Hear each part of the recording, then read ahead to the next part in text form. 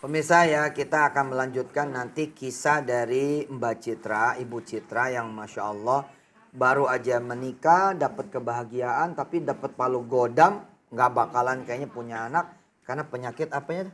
Kista. Penyakit kista. Nah pada saat menerima berita tetap penyakit kista tuh kayak kiamat gak sih? Masya Allah Ustadz, itu begitu divonis dokter, ibu ini harus operasi, nggak bisa punya anak. Tuh rasanya Masya Allah. Runtuh ya?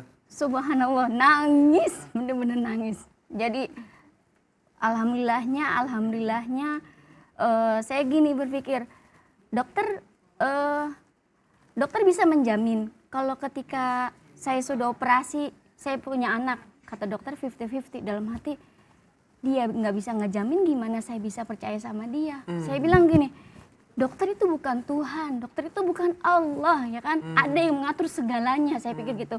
Saya pulang nangis, tapi saya berpikir gini, saya milik Allah, saya punya Allah. Itu bagus. Saya nggak punya apa-apa selain saya doa.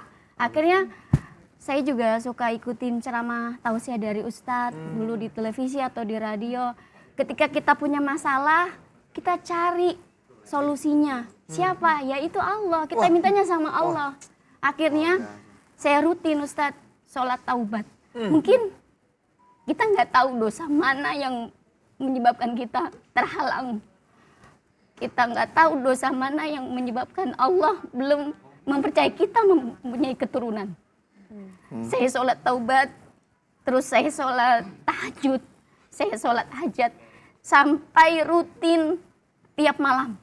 Sampai titik saya ikhlas, ya Allah, jika memang Engkau ridho saya seperti ini, jika Engkau ridho saya tidak memiliki keturunan, saya ikhlas. Saya ridho. Di titik itu saya benar-benar lillahi ta'ala. Dari situ saya bangkit. Saya pikir saya nggak bisa begini. Saya harus tetap hidup, tetap menjalani hidup dan harus bermanfaat buat orang lain. Dan saya putuskan sedekah. Saya diam-diam. Meskipun dulu gaji saya tidak seberapa. Iya, masih 200-an ya? Iya, saya sisihkan ke anak yatim yang terdekat, ke yatim, ke duafa. Dan jika ada masjid yang sedang dibangun, saya sisihkan. Padahal gajinya cuma 275. Iya. 3 bulan sekali juga dibayarnya. Iya. Tapi masih sedekah. Amin. Alhamdulillah. Oh ini foto waktu nikah ya? Iya. Suami ganteng bener. Ya Allah, sekarang masih ganteng nih ya suami. Alhamdulillah. Tambah ganteng kali ya. Lockdown.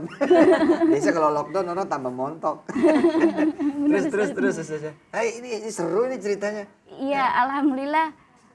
Saya membuktikan sendiri. Jadi bukan sekedar ceramah, bukan sekedar harus begini tidak.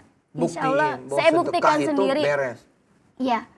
Tadi jadi jalan pertamanya kita doa ke Allah, minta ampun sama Allah. Apapun hajat kita, pertama itu yang kita lakukan. Setelah itu apa? Pertajam lagi, sedekah. Woi, ini namanya itu. Mama Citra ini. Keren, terus. Iya, meskipun orang lain nggak tahu, cukup Allah yang tahu.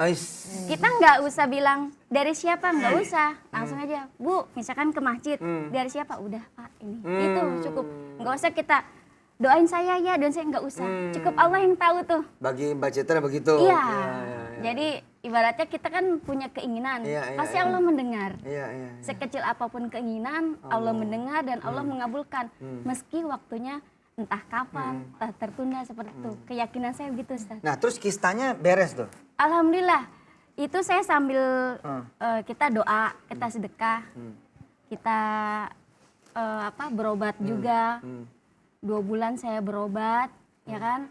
Saya pikir alternatif ini kan pas puasa saya stop dulu, tidak lanjutin berobat. Saya pikir nantilah setelah lebaran. Tiba-tiba setelah lebaran positif hamil. Alhamdulillah. Sedekah. Luar biasa banget ceritanya. Tapi aku mau bacain dulu nih pertanyaan dari netizen yang udah ngirim pertanyaan di Instagram. Apa pertanyaannya? Pertanyaannya mungkin bisa dimunculin. Ya. Assalamualaikum warahmatullahi wabarakatuh Pak Ustadz. Ya intinya gini saya mau nanya, ada keluarga saya, tepatnya kakak sepupu, dia udah nikah 2 tahun yang lalu. Pas nikah mamanya bilang jangan punya anak dulu, kumpulin harta sebanyak-banyaknya sampai punya mobil. Padahal dia tuh keluarga yang cukup gitu lah. Dan pas mau punya anak nih, pas udah berkecukupan, malah susah punya momongan. Itu gimana ya Pak Ustadz? Ya, bismillahirrahmanirrahim. Tidak ada yang salah pengen dunia. Asli nggak ada yang salah. Saya termasuk ustadz yang nyuruh bahkan ambil dunia. Kejar dunia. Ambil harta. Kejar harta. Yang penting buat orang. Gitu. Yang penting bagi orang. Jangan ngelupain orang lain. Itu satu. Yang kedua, caranya yang halal. Ya. Pecinta dunia dihalang-halangin, malah jangan. Deketin nama yang punya dunia. Gitu.